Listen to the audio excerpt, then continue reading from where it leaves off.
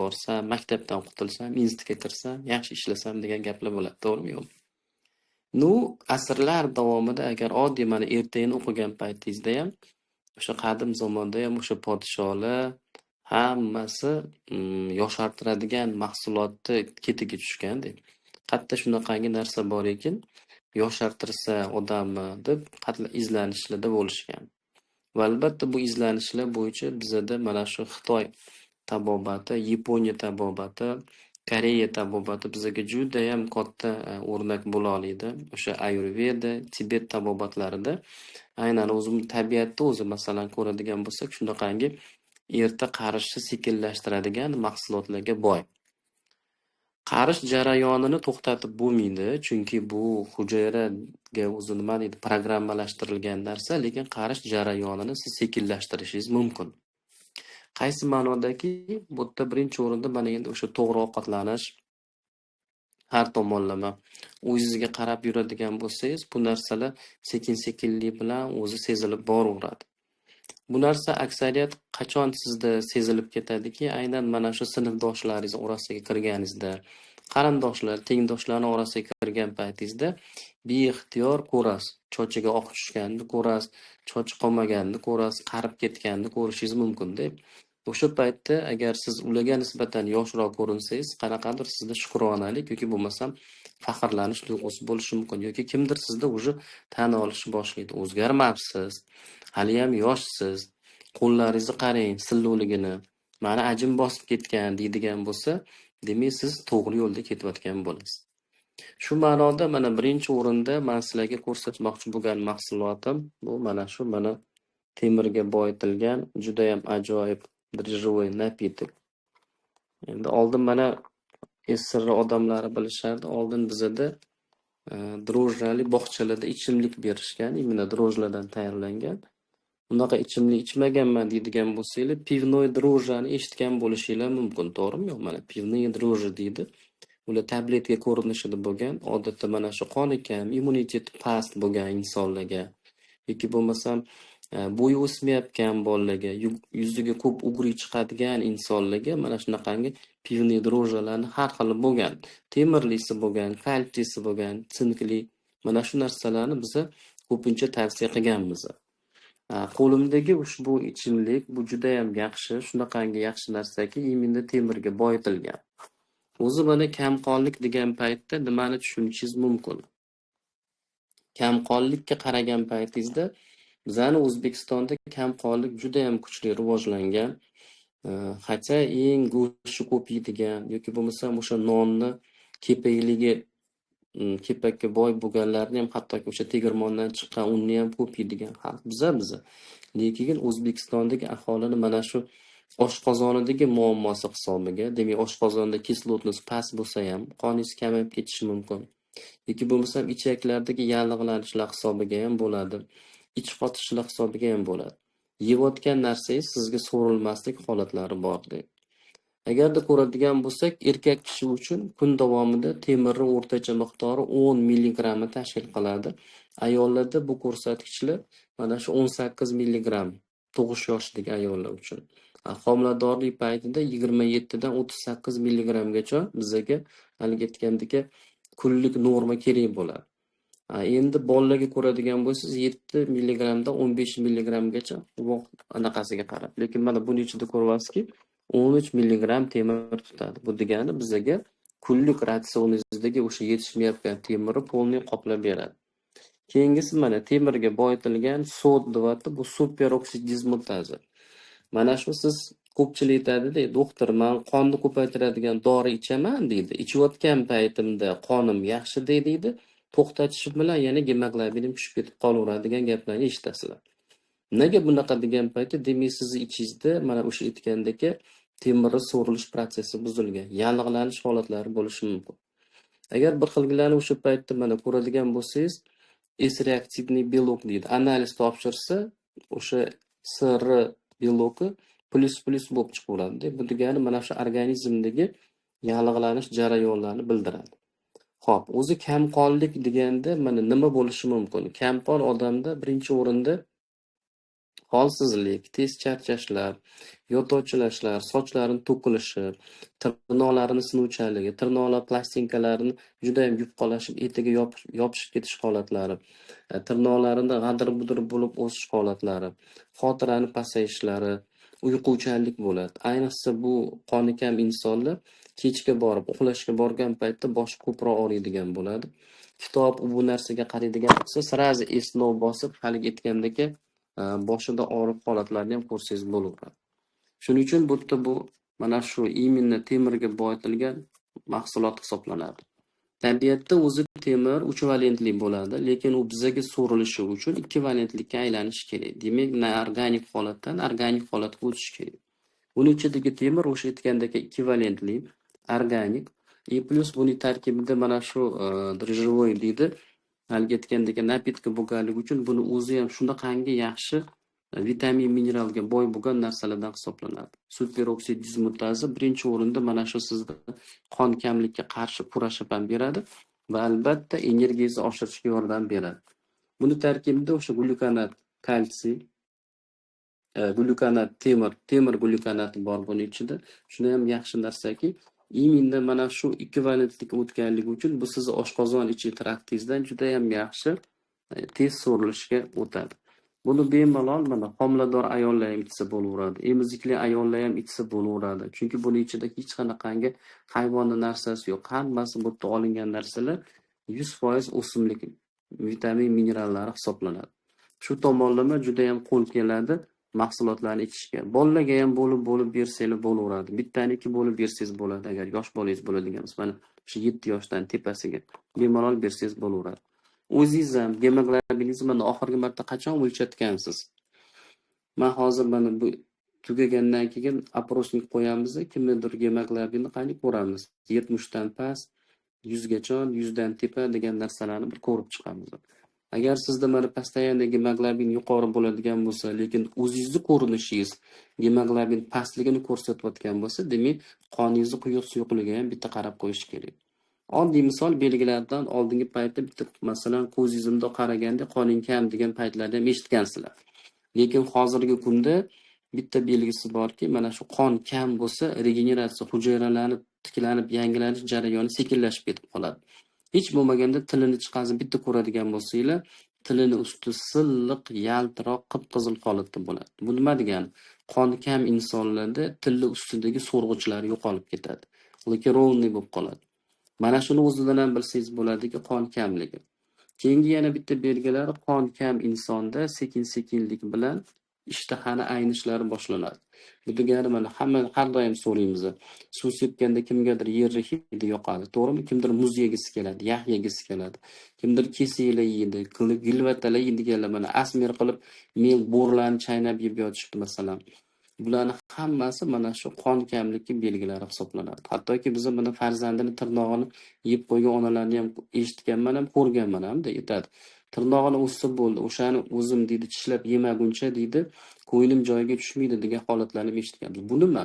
Bu извращение аппетита, bu degani ishtahani aynish holatlari.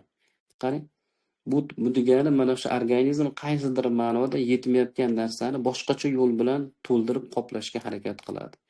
Kimdir xom go'sht yegisi kelib qoladi masalan. Bu tomonlari ham bor. Xom guruch chaynaydiganlar bor, jo'xori chaynab yuradiganlar bor. Shamani chaynab chiqazmasdan yutib yuboradigan holatlarni ko'rsangiz bo'ladi. Mana shu holatlarda sizga soch yeydigan bolalar bor masalan, kirsovun yeydigan kelinlarni ham ko'rganmiz. Mana sizga yechim 100% tabiiy, hammasi o'simliklardan olingan, mana bemalol organik temir. Kun davomida mana 13 mg temir ichingizga tushadi. To'g'ri, buni ichayotgan paytda ozgina ichingiz tezroq kelishi mumkin, chunki temirda shunaqa xususiyati bor. Ozgina ichingizni yumshatishi mumkin, kimdadir ozgina surishi ham mumkin, lekin bu xavfli emas. Va albatta o'sha axlat rangi ham o'zgarishi mumkin. Bundan hech qanaqangi qo'rqish holatlari bo'lmaydi. Bemalol oling. O'zini ichida mana ko'rsatilgandek miqdorida bor, mana 7 ta 25 ml dan bemalol iste'mol qilsangiz bo'laveradi. Bu tipa bitta kursga o'xshaydi. Bitta ichib tugatganingizdan keyin holatingizni ko'rasiz, o'lchatasiz. Agar sizda yana qon kamligi davom etayotgan bo'lsa, kursni yana davom ettirsangiz bo'ladi. Ayniqsa bu narsa mana shu o'smirlardagi qon kamlik holatlari, o'sib kelayotgan organizm, mana bizda 11 yoshdan 18 yoshgacha bolalar juda tez o'sadi. Qaysi bola tez o'sadi, qaysi o'zlashtiradi? Bu degani mana shu gemoglobini yaxshi bo'lgan bolalarda xotira, diqqat, tafakkurda ham rivojlanish bo'ladi. Bo'y o'sishdan ham orqada qolmaydi.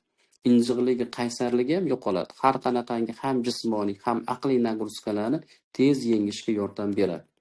Qoni kam qizlar bo'ladigan bo'lsa, mana o'smir qizlar odatda ularda mana shu sikldagi buzilishlarni ham ko'rsangiz bo'ladi. Bu degani menstrual sikl vaqtida kelmaslik holatlari ham bo'ladi. Qoni kam kelinchaklarda bola bo'lmaslik holatlarini ham ko'rishingiz mumkin. Masalan, bizda shunaqangi holatlar bo'lganki, praktikamda gemoglobin 70, 90 ga ham bormaydi. Bunaqa paytda follikula yetilish tugul organizm umuman uni homilador bo'lishga bermaydi. Nimaga? Tana o'zini o'zi himoya qiladi. Bu ham bitta yaxshilikka deb aytardim men. Chunki bu gemoglobin bilan bola bo'lsa, 2-3 oyga borib yoki rivojlanmay qoladi yoki o'lik tug'iladi, tushib ketish holatlari bo'ladi.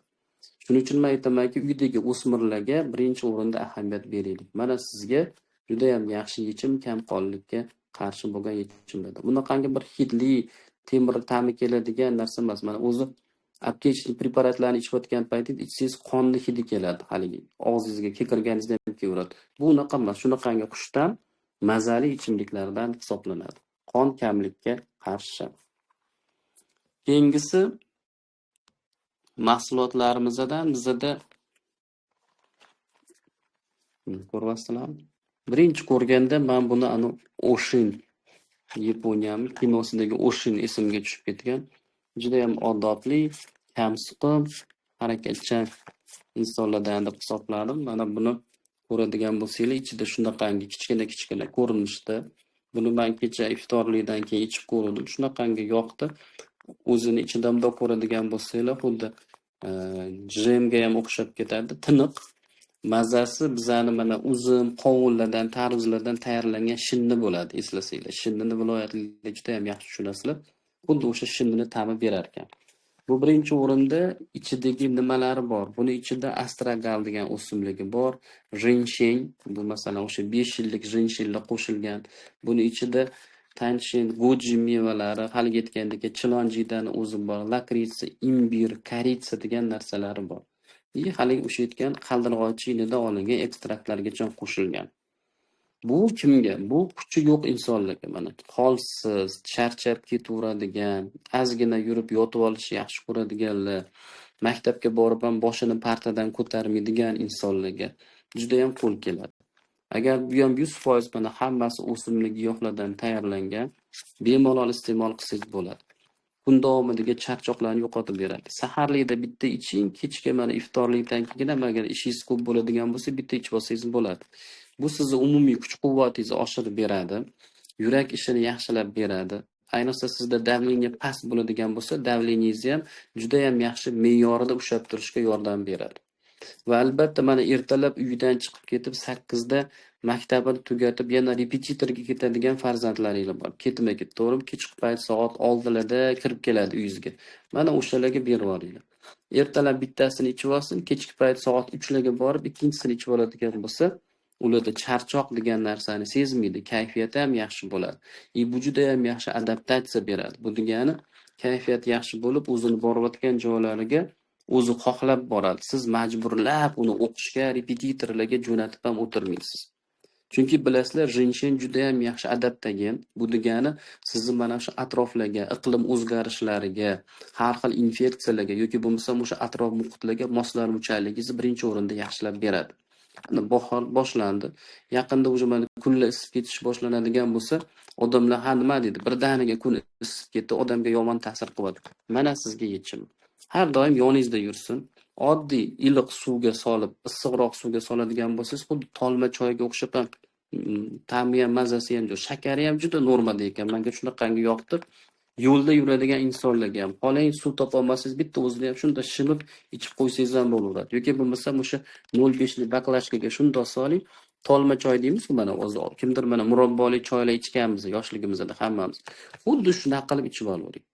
Yosh kattalarga ham to'g'ri keladi. Mana uyingizda o'sha aytgandek, kuchim yo'q, lekin g'ayratim bor deb o'tirgan chol kampirlar bor. Beringlar o'shalarga ham. bemalol o'zi harakatga tushadi, tetiklashadi, kuch-quvvati oshadi, davleniyasi tushib ketib qovurmaydi. Keyin ko'p sovqotadigan insonlarga bersanglar bo'ladi. Chunki buni ichidagi narsalar immunitetni yaxshilaydi, metabolizmni kuchaytirib beradi, odamda haligi aytgandagi charchoq hissi ham yo'qotilish boshlaydi. Bir kunda mana 2 mahal bemalol iste'mol qilishingiz mumkin. Demak, kimlarga davleniyasi past, surunkali charchoq bo'lgan insonlarga, hafsalasi yo'q, hamma narsaga hali negativ bo'ladigan, atrofga moslasha olmaydiganlar, to'yni, ko'pchilikni yomon ko'radigan, maktab bog'chasiga borishni xohlamayotgan, ishxonada doim negativ bo'ladigan, qosh qovog'i ochilmaydiganlarga tavsiya qilsanglar bo'laveradi. Ichinglar o'zinglar ham bir ichib ko'ringlar maza qilib. Men buni prilavkada anchadan bir ko'ryapman. Masalan, uncha-muncha odamlar olmayapti-da. Men aytaman, buni nimaga sotib olishmayapti desam, ko'pchilik tushunmagandan bu narsani sotib olmaydi. Lekin bu yoningizda yursin. Oddiy misol. Energetiklarni ichmanglar. Mana mashina iching. Ko'pchilik tetiklash uchun kofe ham ichadi. Yo'q, buni kofega nisbatan foydasi yana ham yaxshiroq. Kofe sizda kortizolni ko'tarib olib, battar sizda asab qiladigan bo'lsa, bu unaqa emas. Bu metabolizm yaxshilaydi. Qo'shimchasiga insulinga sezgirligingizni oshirib beradi va albatta normal holatda sizni ozishingizga ham yordam beradigan mahsulotlardan. Parallelda buyrak siydik yo'llaringizni ham tozalaydi. O'zi umuman hamma mahsulotlar ichingizga tushgan paytda sizda ishqoriy muhit hosil qiladi. Ishqoriy muhit natijasida nima bo'ladi? Mana o'zi bizda tanada kislotali va ishqoriy muhit paydo bo'ladi. Kislotali muhit degani bu 7 dan pasti. Sizlarga tushunarli bo'lishi uchun masalan kola, fantalar, energetический напиткаlar bular hammasi kislый sreda hisoblanadi. Kislotali muhitda bizda qon quyuqlashadi, davleniya oshadi, jigar yog' bosadi, onkologiya rivojlanadi. Har xil gijja parazitlarning ko'payishiga muhit paydo bo'ladi. Va albatta doimiy ravishda bunda qovurilgan, o'ta go'shtli mahsulotlarni ko'p iste'mol qilishlar ham, isitilgan ovqatlarni, qolgan ovqatlarni ko'p iste'mol qilishlar ham sizda kislotali muhit paydo qiladi. Ishqoriy muhit bo'ladigan bo'lsa-chi, ishqoriy muhit buni teskarisi. Bu yerda qon suyuq, hammasi toza, erta qarish to'xtagan holatlarni ko'rsangiz bo'ladi. Onkologiyaning rivojlanishlariga sharoit qolmaydi. Shuning uchun sizni o'zi hech bo'lmaganda hozirgi kunda ham ratsioningizda mana shu green leaf batlaridan hech bo'lmada kamida 3 tasi har kuni dasturxoningizda bo'lsin. Bittani ichdim, endi ikkinchisini ichsammikin, ichmasammikin demanglar. Iloji boricha sizni har kuni 3 xil qanaqadir mahsulot ichayotgan bo'lishingiz kerak. O'shanda sizda o'zingiz ham green leaf, o'sha yashil bargga o'xshab tovlanib, yaltirab turishingiz kerak bo'ladigan narsalardan hisoblanadi. Tushundingmi? Buni kimlarga berishingiz kerakligi. Mana bemalol o'sha aytgandek hamma holatlarda yordam beradigan, yoningizda yursin, bitta olib qo'yib o'zi farzandlaringizga yoqib qolsa, mazza qilib ichaverasizlar bu narsalarni. Mana sizlarga aytilayotgan narsalar. Tak.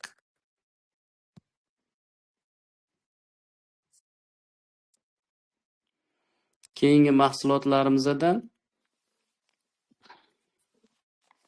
Coenzim Q. Mana Coenzim Q buni 2 xili bor. Coenzim Q'ni o'zi ham bor. Coenzim Q vitamin E bilan masalan ko'rsanglar bo'ladi. Coenzim Q o'zi bu nimasi bilan? Bu ham koferment, bu ham vitamin simon moddalardan hisoblanadi. Bu o'zi sizga kimlarga kerak? Mana yuragim charchab ketaveradi dedi-ku, mana ozgina o'tirib turib harakat qilsa yuragi pitir-pitir o'ynab ketaveradiganlar bor. O'sha holatlarda yurak kam quvvat, pulsi urilishi zo'rg'a seziladigan, davleniyasi tushib ketib qolaveradigan insonlarga zo'r narsa bu. Bundan tashqari agarda sizda mana shu oyoq qo'llaringizda kuchi yo'q bo'ladigan bo'lsa ham o'rtoqlar, coenzim Q shunaqangi yaxshi narsaki, bu o'zi mana miopatiyalar ham deb aytamiz. Bu narsani berishingiz mumkin. Miopatiyani to'g'ri nasliy turlari ham bor. Masalan, o'sha Dushayna deydi, boshqa deydi. Lekin mana ko'pchilik mana har xil insultdan keyin kuchsizlanish holatlari, avariyalardan keyin kuchsizlanish holatlari yoki o'sha operatsiyalardan keyin nervlarni ta'sirlanish hisobiga qo'l yoki oyoq muskullarini ozib ketib kuchsiz bo'lib qolish holatlari, insultdan keyin bitta qo'l yoki o'sha oyoqni bir-biriga nisbatan nima deydi, asimetriya bo'lib ozib ketish holatlarida juda ham qo'l keladi. Bu muskullarga kuch beradigan narsalardan hisoblanadi. Bundan tashqari bu sizni yuragingizni har xil stresslardan, yallig'lanishlardan himoya qiladi. Yomon xolesterin miqdorini pasaytirib berish imkoniyatiga ham ega. Mana o'zini ko'ryapsizlar, yurakning rasmini ham qo'ygan. Koenzim Q10 mana o'sha aytgandek ubifenol nafaqat yurakka, boshqa mushaklarga ham yordam beradi. Mana shu tomonlama buni ham ora-orada ichib tursanglar bo'laveradi. Bir oy iching, dam oling, keyin mana o'sha aytgandek ratsioningizga har xil almashtirib yurishingiz mumkin. Effekti juda ham zo'r. Mana tabletka ko'rinishida mazza qilib ichsanglar bo'laveradigan mahsulotlarimizdan. NMN ko'ryapsizlar mana. Bu mitoxondriyalar uchun. Bu mana o'sha energetika kerakmi sizga? Yaxshilab shaqqillab qaynamoqchimisiz? Buni ichsangiz bo'ladi. Bu ham o'sha aytgandek erta qarishni sekinlashtiruvchi mahsulotlarimizdan hisoblanadi. Faqat buni ichib olib divanda yotilmaydi o'rtoqlar. Ras sizga energiya kerakmi? Harakat qilishingiz kerak. Chunki jim turganingizda hech qanaqangi hujayralarda yonish paydo bo'lmaydi. Naborot siz qancha ko'p yotib harakatdan shuncha ko'p to'xtab qoladigan bo'lsangiz, bor mitoxondriya degan narsalar borki, o'shalar o'zidan o'zi o'lishni boshlaydi. Mitoxondriya bizning hujayralarimizda imенно elektr stansiyalari hisoblanadi. Qancha siz piyoda yuradigan bo'lsangiz yoki bo'lmasam haligi aytgandek trenirovkalar qiladigan bo'lsangiz, oddiy misol, yoshingiz katta bo'lsa, mayli endi velosiped haydaymiz-ku, lekin hech bo'lmaganda ertalab kechqurun yarim soat piyoda yurganingiz o'zida ham sizda mitoxondriyalaringiz qaytadan tug'ilishni boshlaydi.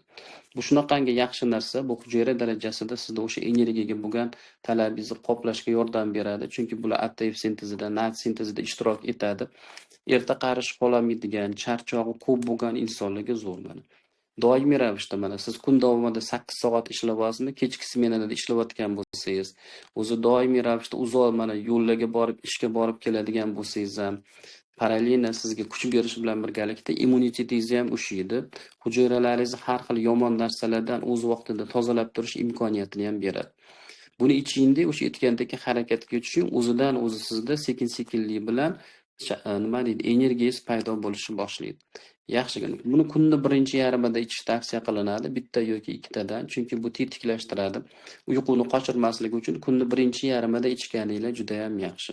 Mana ko'ryapsizlar, hujayra darajasida ham energiya beradi, sizda ham yoshartirish imkoniyatini beradigan holatlar.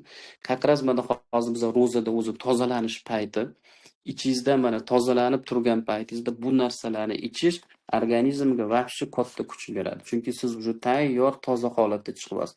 Ichingiz ham top-toza holatda bo'ladi. Bu sizga shunaqangi tez so'rilish imkoniyatini beradigan mahsulotlardan. Zo'r narsa.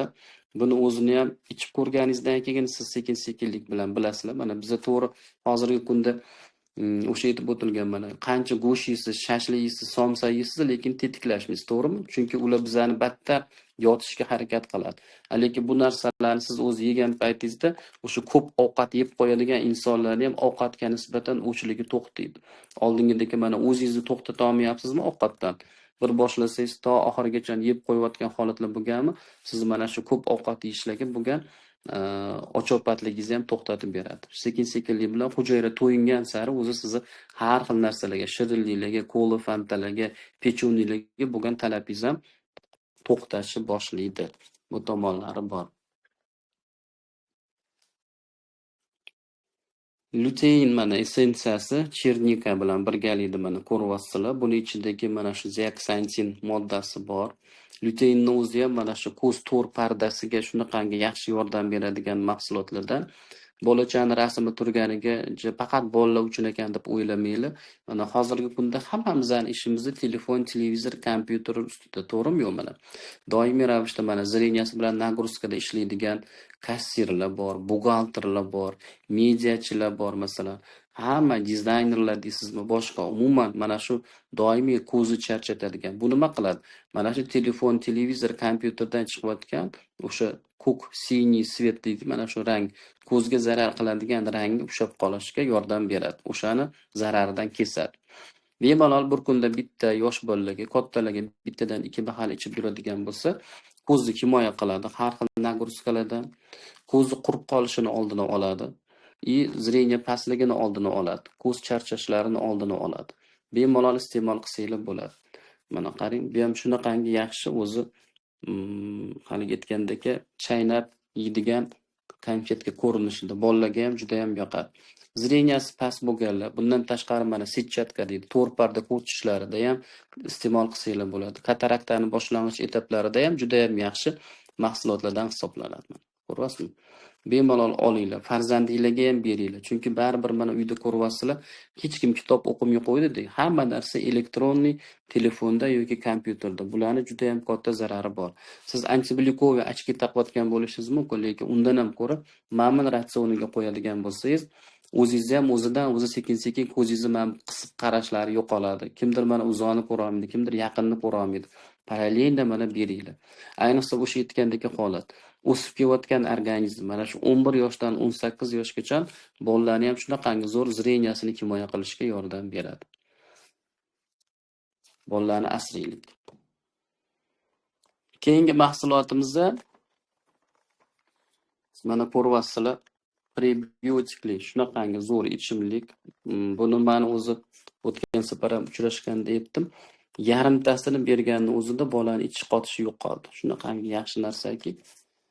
Mana ichinglarda ko'rgansizlar, kimdir nima deydi, probiotiklar ichirgan bo'lishi mumkin. Bizda eng taniqlilari bo'lgan shunaqa holat lactobacterin, bifidobacterin degan narsalarni bergansizlar, to'g'rimi?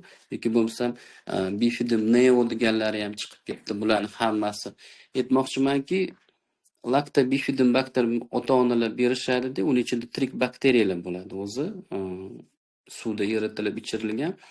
Ozgincha bergandan keyin bolalarning ichi yo qotib qolgan yoki bo'lmasam yaxshi bo'lib qolgani bilan yana o'sha ichirish to'xtasa, nima deydi, u yana o'sha jarayon ichib ketish holatlari kuzatilaverganda. Bu prebiotikli. Nimasi bilan degani, mana o'sha siz tirik bakteriyani organizmga tushirgandan keyin endi ularga yeydigan narsa yem bermasangiz bakteriyalar o'lib ketib qoladi. Buning ichida tayyor o'sha aytgandek o'zini yeydigan narsasi bilan bu bakteriyalarning ko'payishiga yordam beradi. Bakteriyaki foydali bo'lgan, bizning ichagimizda vitamin, minerallarni ishlab chiqarishga yordam beradigan bakteriyalar. Agar o'sha bakteriyalar bizda normal holatda bo'ladigan bo'lsa, o'rtoqlar, ichakka juda ko'p narsa bor. Men boshida ham aytdim, sizni 95% immunitetingiz ichagingizga bog'liq. 85% kayfiyatingiz ham ichagingizga bog'liq. Ichakni juda ham katta asrash kerak. Chunki ichak shunaqangi deyiladiki, bu ikkinchi miya. Ichakdagi bo'layotgan hamma narsa bizning bosh miyada aks etishni boshlaydi. Demak, sizni farzandingizda ich qotishlari bo'ladigan bo'lsa, bu probiotiklarni 0 yoshdan boshlab bersangiz bo'ladi. Yangi tug'ilgan chaqaloqdan boshlab bersangiz bo'ladi. Ayniqsa kesar va secheniya bilan tug'ilgan chaqaloqlar, kesar va secheniya bilan tug'ilgan chaqaloqlar onani tug'ruq yo'lidan o'tmaydi-da, kerakli haligi aytgandagi bakteriyalarni ololmay qolishi mumkin. Natijada ularda har xil ich buzilishlari bo'ladi. Mana sizga bu biotik, espumizant deb yotasiz, mana ich qotyapti deysiz. Nima bersam bo'lar ekan? Turshi bera olmaysiz, lovlagi bera olmaysiz. Mana sizga yechim. Shunaqangi yaxshi ichimlik qushdan bemalol buni endi o'zi bitta ko'tarib ichish kerak, lekin yarimta qopqog'ini yopib qo'yib saqlab turadigan bo'lsangiz, lekin iloji boricha bittani bir kunda ichirib borishga harakat qilinglar. Agar qolib ketadigan bo'lsa, onasini o'zi ichib qo'ysa ham bo'laveradi. Shunaqangi yaxshi yechim ichagini yaxshilab beradi. Ichi yaxshi bo'lsa, bola yaxshi uxlaydi. Qozon qaynagan paytda uni pari miyaga uradi o'rtoqlar. Shuning uchun bolalarning ichagini yaxshilang. Ichagi yaxshi bo'ladigan bo'lsa, qoni ham ko'payadi, kalsiysi ham ko'payadi, terisi ham chiroyli bo'ladi. Bola kuchanmaydi, chiranmaydi. Qarabsizki, bola grija ham bo'lmaydi, masalan-da. Albatta, nima deydi, uyqusi ham yaxshi bo'ladi. Mana shu tomonlama men bilan bemalol mana shu prebiotikli ichimlikni tavsiya qilgan bo'lardim. Shunaqangi yaxshi narsa. Bemalol o'sha 0 yoshdan boshlab turib kattalarga bersangiz bo'ladi. Ichi sassiq hidli keladigan bolalaringiz bor masalan. Doimiy ravishda ichi qotib keladigan bolalar bor. Bu ichi qotaverishi nimaga olib keladi? Ertaga o'sha bolaning yoshligidan gemoroy bo'lishlariga sababchi bo'ladi yoki bo'lmasam o'sha treshniy заднего прохода deydi, orqa chiqaruv teshigida har xil yoriqchadan paydo bo'lib, ertaga u ham осложнение bo'lib, parapraktit va hokazolar olib keladi. Ich qotish ham yaxshi narsa emas o'rtoqlar. Shuning uchun beringlar, mana bu shunaqangi yaxshi narsa o'zi tayyorlab qo'yilgan, ichishga ham qulay bo'lgan mahsulotlardan. Ich qotishga, bolalarning o'sib rivojlanishiga foydali bo'lgan narsalardan. Qancha ichakda muammo ko'p bo'lsa, bosh shuncha ko'p og'riydi. Tepa, mana bu ko'p kimda og'riydi mana? Makushka deydi. Mana shu timda muzlab turaveradi. Xuddi bir narsa borga o'xshaydi. Mana tim og'riydi. Ichagingizni tozalang. Birinchi o'rinda ichagingizni tozalang. O'shanda keyin sizda o'zgarish yaxshi tomonga qarab boradi. Kecha men yana do'konda Men bu narsa bilan tanishib qoldim.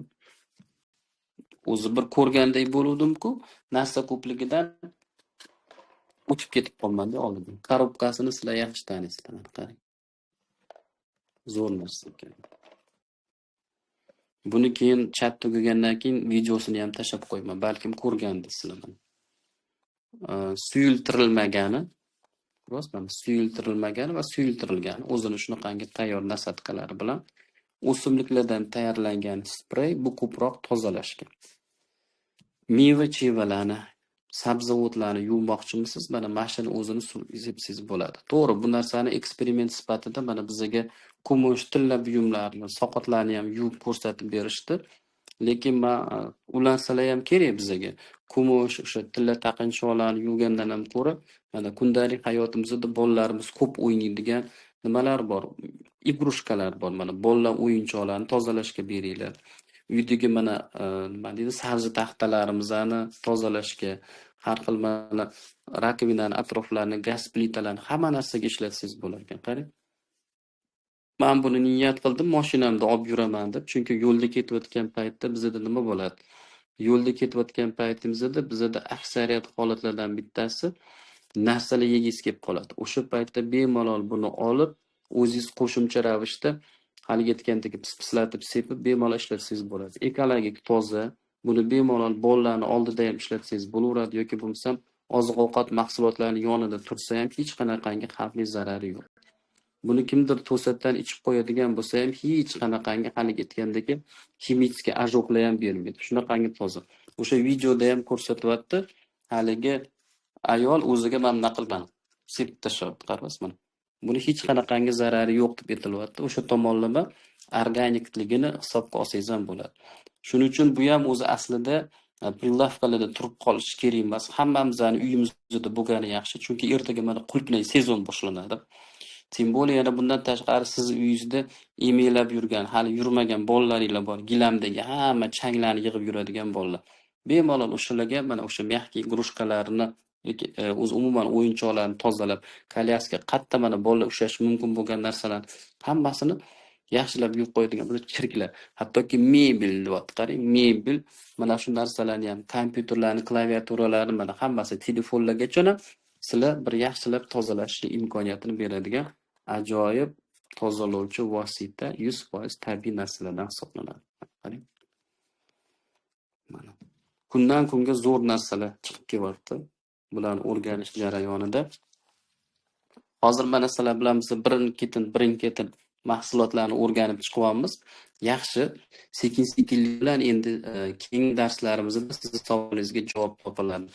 Ozish uchun sizda bor, grillda qandli nima bor, bo'g'im kasallari uchun nima bor, yurak qon tomiriga nima berasiz, zilyaga nima berasiz, jigar kasallariga nima berasiz, holatlar borlarga nimalar bor narsalarga bilan buni yechib topamiz sizlar bilan birgalikda. Kuning xayrli o'tsin, bayram yaxshi o'tkazinglar. Bunaqa sizga o'tkazib Xudo xolasa. Bu narsalar keyin ham biz bilan jonli efirlar ham ko'rishamiz xolasa.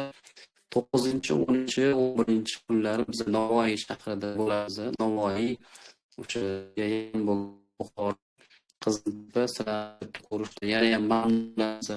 15 mana Xudo xolasa bosh ofisda mana targ'ibot bo'ladi, o'tda ko'rishamiz jonli degan ma'noda.